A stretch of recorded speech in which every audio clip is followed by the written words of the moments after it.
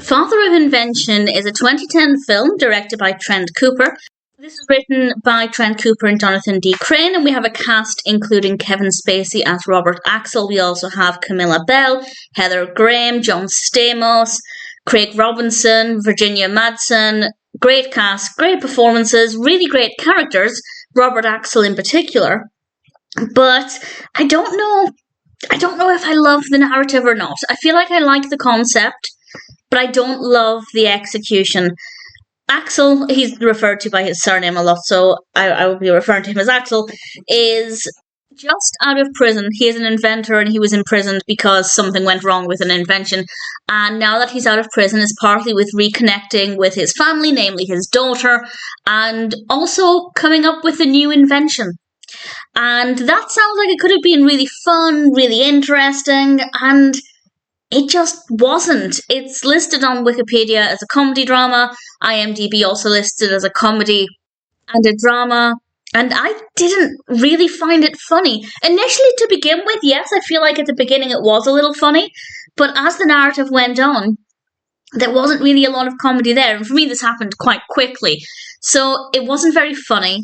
It's also not that dramatic either. And it's very, very slow. The narrative is a great idea, but I just don't think the execution is very good. There's not a lot in it that I liked. But I really liked the characters. I really liked Robert Axel. I thought he was a very well-written character. We have a really great performance. I also really liked Craig Robinson in this. He plays a character called Jerry, and I thought he was brilliant, really. I think he brought comedy, the most comedy for me. If I were to kind of identify comedy as the film went on, I'd say most of it for me came from the character of Jerry. I didn't find much else to be very funny, though.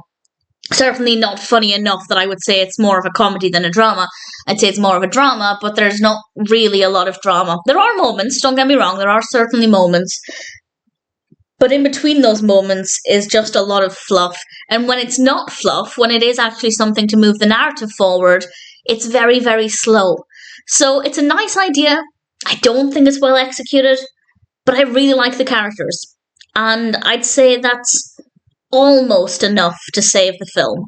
I think the characters there are enough for me to say I'm happy to recommend the film.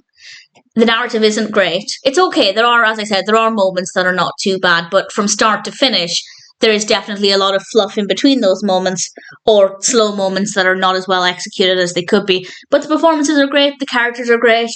So if it sounds like a film that might appeal to you, then I'd say absolutely check it out. You might like it more than I did. It's not terrible. I really like the characters and performances. And for me, I'm happy to say that that's enough for me to recommend the film. Not perfect, but maybe it's worth checking out.